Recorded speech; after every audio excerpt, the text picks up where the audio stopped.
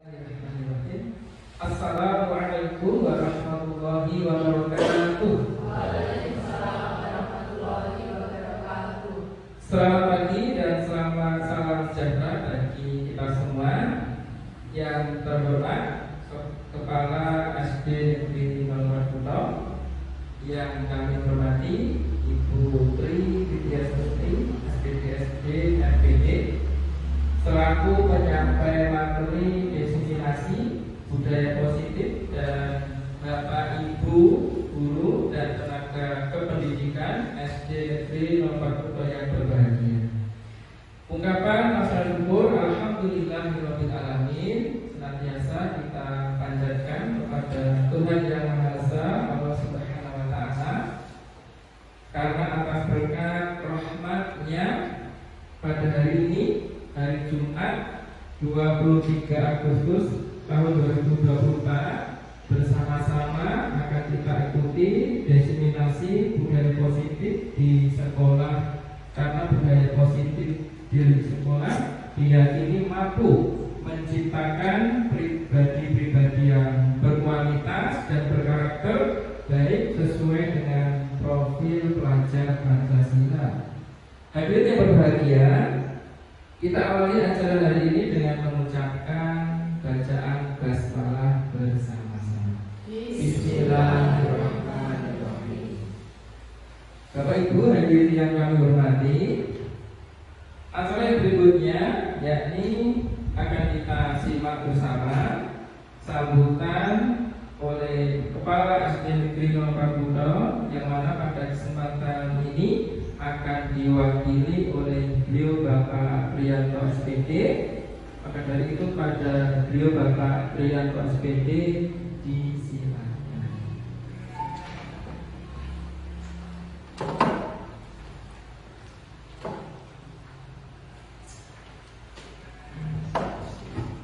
Sebelumnya, Assalamualaikum warahmatullahi wabarakatuh.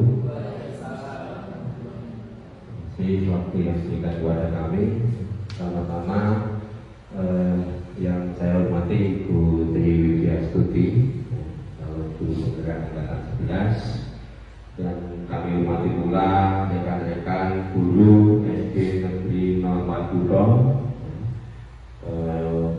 Pada pagi hari ini kita akan mengikuti diseminasi pemahaman dan penerapan budaya positif yang akan disampaikan oleh Ibu Tri Widiastuti. Semoga apa yang disampaikan oleh Ibu Tri Widiastuti ini nanti dapat bermanfaat bagi kita semua, bagi sekolah kita, sehingga kedepannya akan lebih berkembang dengan baik. Mungkin cuma seperti itu yang perlu saya sampaikan kepada rekan-rekan semua. Apa yang kita terima ini nanti bisa kita terapkan di lingkungan sekolah kita. Demikian, terima kasih. Wassalamualaikum warahmatullahi wabarakatuh.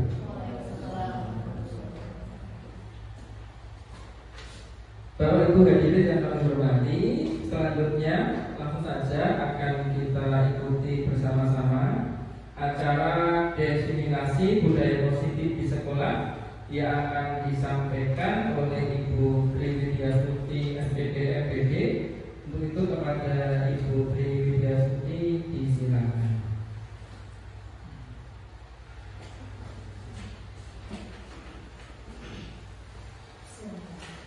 Assalamualaikum warahmatullahi wabarakatuh.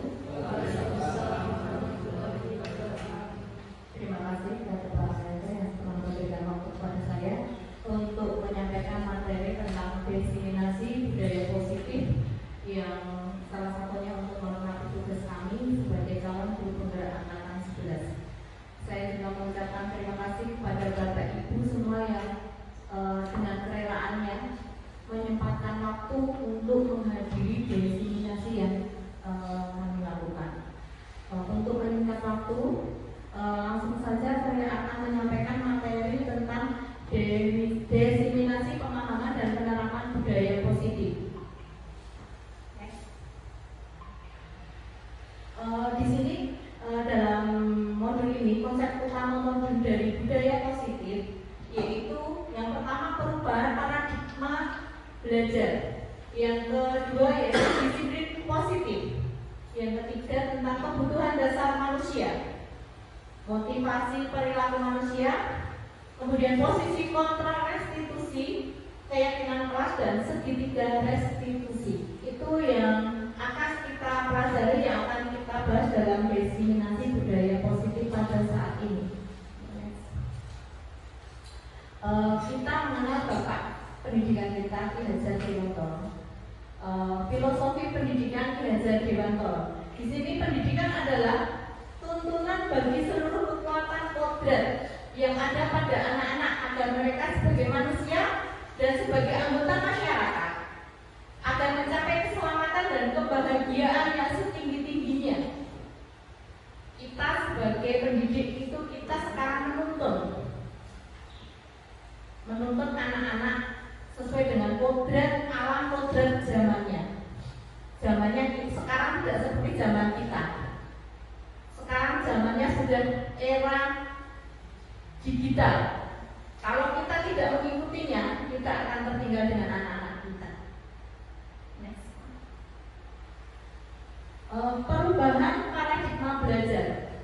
Pembelajaran dengan paradigma baru. Pembelajaran di sini dengan paradigma baru itu dirancang berdasarkan dengan prinsip pembelajaran yang terdiferensiasi, sehingga setiap siswa belajar sesuai dengan kebutuhan dari tahap perkembangannya untuk mewujudkan profil pelajar Pancasila. Endingnya kita semuanya berhamba pada peserta didik. Pembelajaran kita berpihak pada peserta didik. Tidak, kalau dulu pembelajaran itu apapun semuanya sumbernya dari guru. Kalau sekarang kita student center, berpusat pada peserta didik. Nah, itu profil pelajar Pancasila. Mungkin Bapak Ibu guru, karena pada saat ini kita sudah menerapkan kurikulum merdeka. Kalau sekarang sudah kurikulum nasional dari kelas 1 sampai dengan kelas 6, otomatis Bapak Ibu guru sudah mengenal tentang profil pelajar Pancasila. Yang pertama yaitu beriman, bertakwa kepada Tuhan Yang Maha Esa, dan berakhlak mulia. Kalau kita mengajarkan pada peserta didik kita, murid-murid kita mungkin bisa dengan lagu-lagu, biar anak secara tidak langsung bisa menghafal. Anak-anak itu dari hafalan dulu menghafal, karena sudah hafal, lama-lama nanti ingat dari dimensinya. Oh iya, pelajar profil pelajar Pancasila, satu, takwa kepada Tuhan Yang Maha Esa. Kemudian yang kedua apa? Masih ingat? Berkebinekaan global. Kemudian bergotong royong, mandiri, kreatif, dan bernalar kritis. Tertinggi bernalar kritis. Kemudian kita belajar selanjutnya. Kalau tadi kita belajar tentang paradigma pembelajaran yang baru, sekarang kita ke disiplin positif. Nah, disiplin positif itu dalam budaya kita, makna kata disiplin itu dimaknai menjadi sesuatu yang dilakukan seseorang pada orang lain untuk mendapatkan kepatuhan. Kita cenderung menghubungkan kata disiplin dengan ketidaknyamanan. Disiplin tidak nyaman dihubungkan. Karena apa? Terkadang anak-anak itu sering melanggar. Kalau dulu peraturan, tata tertib dilanggar, akhirnya kalau sudah melanggar anak-anak pasti dihukum.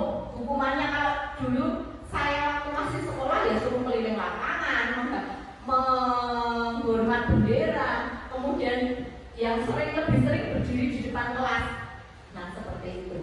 Dengan itu otomatis kan kita merasa tidak nyaman. Jadi dihubungkan dengan disiplin itu dengan ketidaknyamanan. Kemudian sebagai pendidik, tujuan kita adalah menciptakan anak-anak yang memiliki disiplin diri, sehingga mereka bisa berperilaku dengan mengacu pada nilai-nilai kebajikan yang universal dan memiliki motivasi intrinsik, bukan ekstrinsik. Motivasi itu berada dari dalam diri anak, bukan dari luar. Jadi walau bagaimanapun kalau motivasi dalam diri anak akan tetap konsisten seperti itu. Kemudian Disiplin positif merupakan salah satu cara penerapan disiplin yang bertujuan untuk menumbuhkan kesadaran serta memberdayakan anak untuk melakukan sesuatu tanpa sogokan, ancaman maupun hukuman. Nah, setelah disiplin positif kita akan belajar tentang kebutuhan dasar manusia. Kebutuhan dasar manusia yang pertama yaitu bertahan hidup atau survival. Pertama itu kita bisa bertahan dengan hidup. Kemudian kita juga membutuhkan rasa kasih sayang dan rasa diterima. Entah itu diterima kasih sayang di keluarga, kemudian di sekolah, di masyarakat, kemudian penguasaan, kebebasan dan kesenangan. Anak-anak itu butuh bertahan hidup. Bertahan hidup maksudnya ya tidak terus, karena tugas anak tidak mencari nafkah, ibaratnya seperti itu. Bertahan hidup dalam artian dalam pergaulannya. Kemudian kasih sayang dan rasa diterima di keluarganya, orang tuanya menyayanginya, kakak adiknya, di dalam rumahnya harmonis, kemudian diterima teman-temannya, tidak ada bullying seperti itu, di ejek temannya, tidak diterima. Aku besti lah. Kalau anak-anak sekarang bestinan, gue rakun karo aku besti ya, seperti itu. Tetapi mereka membutuhkan kasih sayang dan rasa diterima. Tidak memandang ras, tidak memandang perbedaan agama, suku, kulit dan lain-lain. Kemudian penguasaan. Anak identik pengen jadi aku. Terutama yang anak-anak kelas tinggi. Merasa dia yang paling tinggi, paling kelasnya paling atas, merasa bisa mengintimidasi anak adik-adik kelasnya. Jadi kita sebagai guru kita bisa mengarahkan supaya anak-anak tidak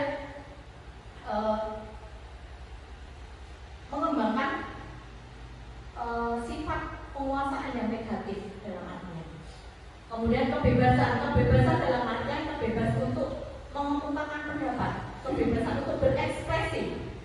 Seperti itu. Kemudian kesenangan, anak juga butuh kesenangan. Dalam pembelajaran jangan sampai anak merasa terbebani.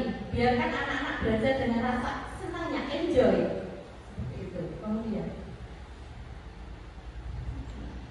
motivasi perilaku manusia. Di sini motivasi itu merupakan dorongan yang timbul pada diri seseorang secara sadar atau tidak sadar untuk melakukan suatu tindakan dengan tujuan tertentu.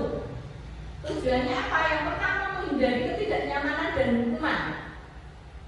Di sini murid melakukan disiplin diri karena ia merasa takut dihukum.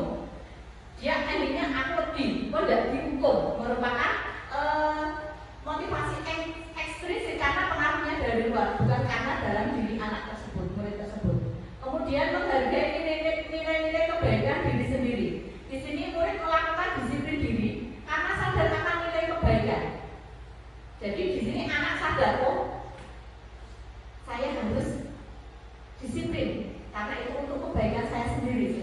Kemudian mendapatkan imbalan atau penghargaan dari orang lain. Di sini murid melakukan disiplin karena ingin mendapatkan imbalan, dan ini merupakan motivasi ekstrinsik. Mohon maaf penulisannya ada kekeliruan. Nah, dari kedua motivasi perilaku, ketiga motivasi perilaku itu, satu motivasi yang masuk motivasi intrinsik yaitu menghargai nilai-nilai kebaikan diri sendiri. Itu yang perlu ditingkatkan pada anak. Jangan sampai anak mematuhi melakukan disiplin itu karena pengen mendapat penghargaan, pengen jadi aku seperti itu, terus mendapat reward dari gurunya. Nah, biarkan anak-anak itu mengembangkan nilai motivasi perilakunya itu untuk menghargai nilai kebaikan diri sendirinya. Nah, di sini ada konsep disiplin dengan identitas gagal. Nah, hukuman itu yaitu menyakitkan. Bapak Ibu guru pernah dihukum waktu sekolah? Berarti sama seperti saya. Sakit nek dihukum itu. Apalagi kalau sebenarnya kita tidak melakukan kesalahan tetapi kita dihukum, itu rasanya lebih sakit lagi. Kemudian tidak nyaman. Murid akan takut. Nek dihukum kok, dihukum dia akan takut. Kalau gurunya takut, dia kalau udah dihukum baik. Kemudian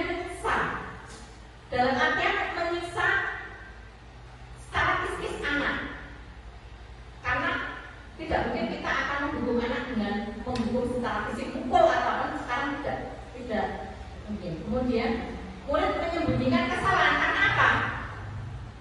Murid takut ketahuan kalau salah. Karena apa? Kalau salah dia akan dihukum. Makanya salahnya ditutupi, disembunyikan. Kemudian murid menjadi tidak ramah. Pulangnya peteng, gurung, para-paranya yang mengenai maju ya. Itu karena apa?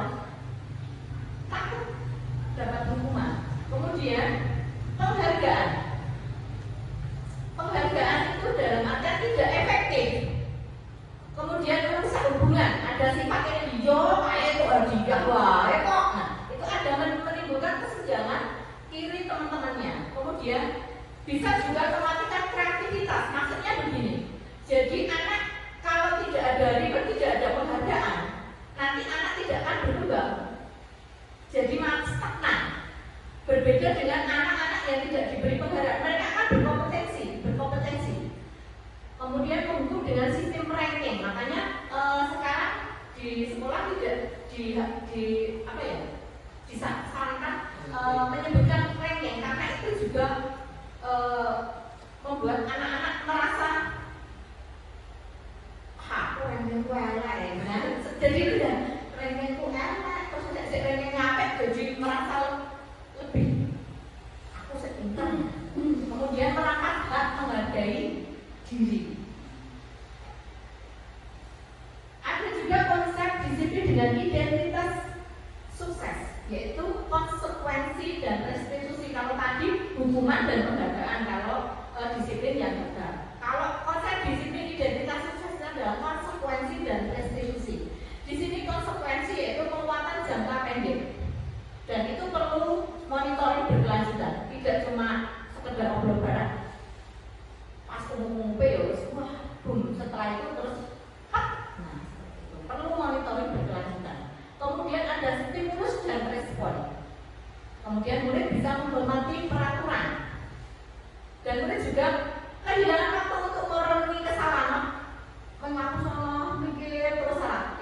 Tidak ada waktu untuk merenungi kesalahan. Kemudian restitusi. Di sini di restitusi murid itu bertanggung jawab untuk perilakunya. Jadi ada konsekuensinya. Saya melakukan kesalahan ini, konsekuensinya, solusinya seperti apa? Perilakunya aku ini aku salah. Murid akan tahu aku salah. Murid akan mengakui kesalahannya sendiri dan akan mencari solusi untuk memperbaiki kesalahannya. Kemudian fokus pada pemecahan masalahnya. Di sini tadi karena murid tahu kesalahannya. Ya saya tahu salah. Dan kalau aku tahu salah, bagaimana kamu memperbaikinya? Jadi anak tahu pemecahan masalahnya sendiri. Kemudian itu efeknya jangka panjang. Kemudian murid juga menghormati dirinya dan orang lain. Di sini murid akan tahu kalau saya melakukan perilaku seperti itu, efeknya tidak cuma pada dirinya sendiri, tetapi pada teman-temannya dan gurunya. Kemudian teori kontrol di sini murid memegang kontrol. Kemudian murid bersemangat untuk memperbaiki kesalahan. Konsep disiplin pendekatan restitusi, sebuah cara untuk menanamkan disiplin positif pada murid. Nah, tadi sudah saya ngomong tentang restitusi. Nah, di sini pengertian restitusi itu adalah proses menciptakan kondisi bagi murid untuk memperbaiki kesalahan mereka sehingga mereka bisa kembali pada kelompok mereka dengan karakter yang lebih kuat. Ini menurut Gosen tahun 2004. Nah, ciri-ciri dari restitusi yaitu bukan menebus kesalahan, namun belajar dari kesalahan.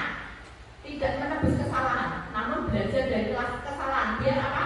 Anak-anak tidak akan mengulang kesalahan yang sama. Kemudian memperbaiki hubungan.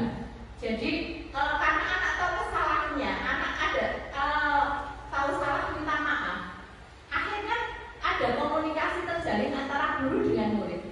Tidak ada terjadi gap atau permusuhan antara murid dengan guru. Kemudian tawaran itu bukan paksaan, jadi itu tawaran. Tidak memaksa, guru tidak memaksa pada peserta didik.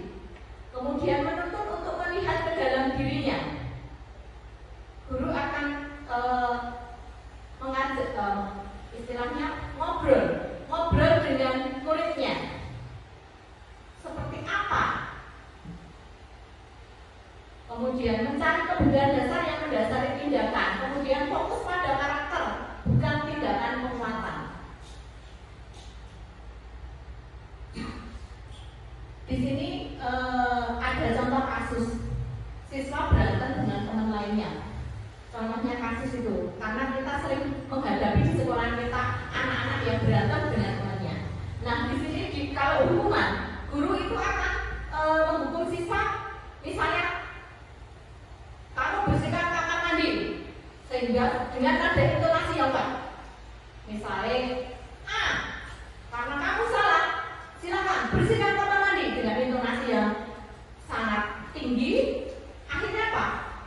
Muridnya akan takut, guru marah dan murid takut. Kemudian konsekuensi. Nah, di sini guru memberikan konsekuensi siswa untuk menulis perjanjian, tidak akan mengulang lagi. Karena contohnya di sini saya tulis, silakan menulis 33 kali konsekuensi, tidak akan melanggar peraturan lagi. Guru itu tegas dan siswa itu menghormati. Kemudian di restitusi tadi, guru menanyakan keyakinan kelas dirinya dan membantu siswa menyelesaikan masalah. Jadi akan tanya dulu kenapa kamu melakukan kesalahan, tidak langsung menjadi kamu salah, itu tidak. Kemudian guru terbuka dan siswa menghormatinya, dirinya dan orang lain.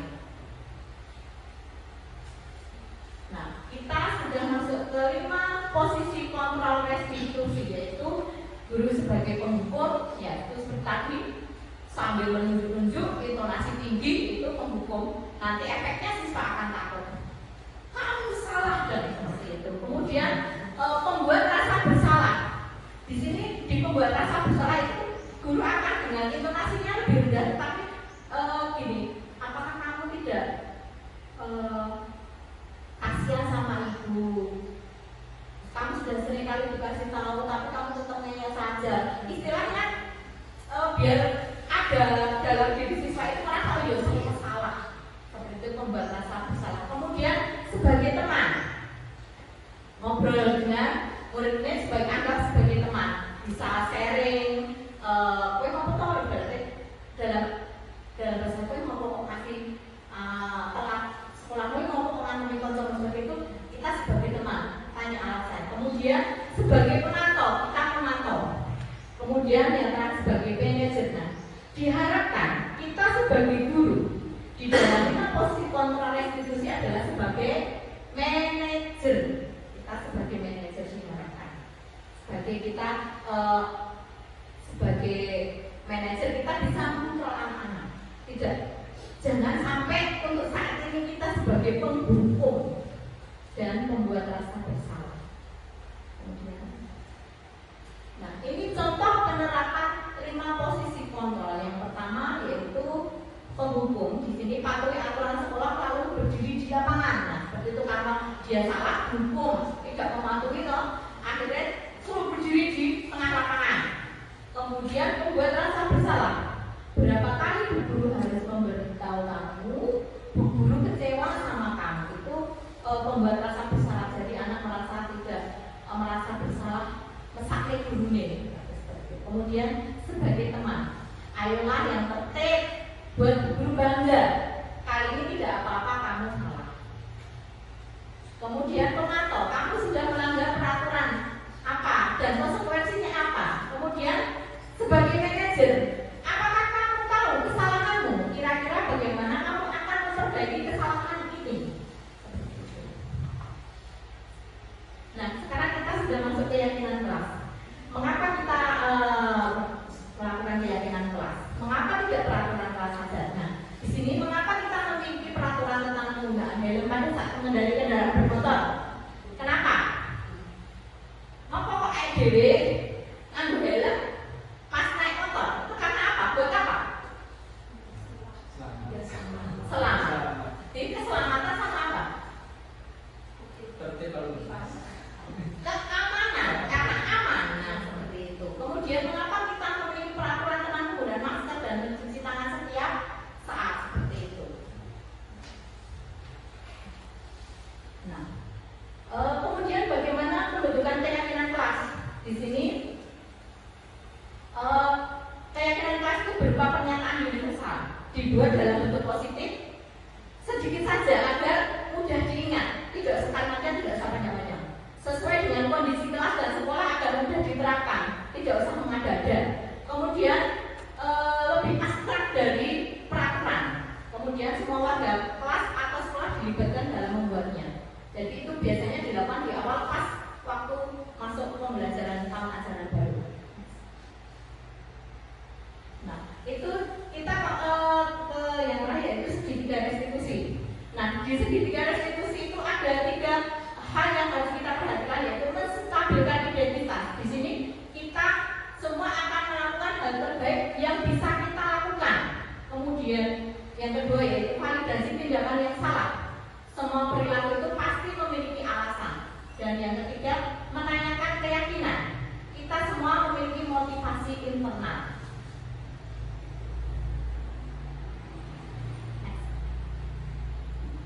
Kemudian, dalam penerapan program disiplin positif, hendaknya guru memiliki standar kepribadian, keprofesional dan sosial yang baik, di mana guru mampu berefleksi pada posisi kontrolnya. Saat ini, bagaimana perjalanan diri sebagai seorang apem dalam posisi manajer yang menuntun muridnya menjadi insan yang mandiri, merdeka, dan bertanggung jawab. Ini menurut standar nasional pendidikan. Mungkin materi yang saya sampaikan, mungkin ada pertanyaan yang Bapak Ibu belum paham, nanti saya jawab. Tanya Bu. Apa tantangan yang mungkin dihadapi guru dalam menciptakan budaya positif di sekolah? Terima kasih Bu Ida yang telah menanyakan tentang tantangan yang mungkin kita hadapi dalam menciptakan budaya positif di sekolah. Nah, menciptakan budaya positif di sekolah itu memang tidak mudah, dan itu pasti kita menghadapi tantangan. Salah satu tantangan yaitu mungkin perbedaan latar belakang dari nilai-nilai anggota komunitas belajar kita. Entah itu latar belakang secara ekonomi murid kita, latar belakang agama, kemudian perubahan. Namanya perubahan itu pasti ada pro dan kontra, pasti ada tantangan-tantangan yang akan kita hadapinya. Kita memang memerlukan waktu, sedikit demi sedikit kita terapkan di sekolah kita.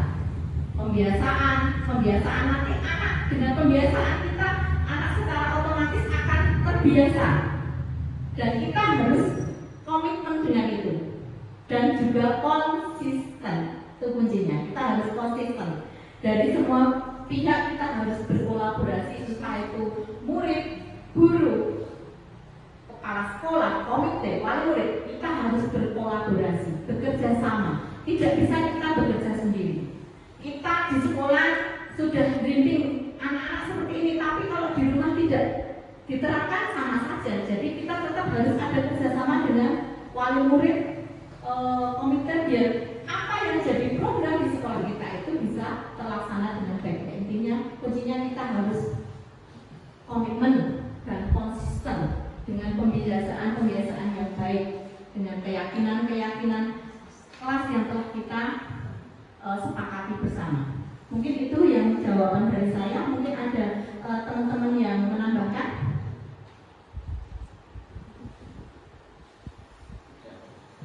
Cukup. Oke, terima kasih.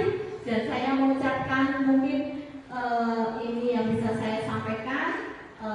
Saya sangat-sangat mengucapkan terima kasih atas kesediaan Bapak Ibu untuk menghadiri diseminasi budaya positif yang kita laksanakan pada hari ini. Semoga kegiatan ini membawa kemanfaatan, kemajuan buat sekolah kita. Itu saja yang bisa saya sampaikan. Akhir kata, wassalamualaikum warahmatullahi wabarakatuh.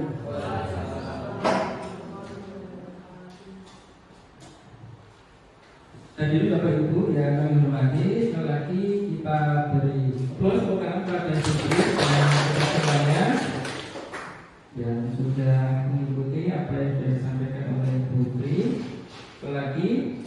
kasih kepada Ibu Putri atas pemaparan yang telah disampaikan. Tentunya sangat menambah wawasan pengetahuan bagi kita semua.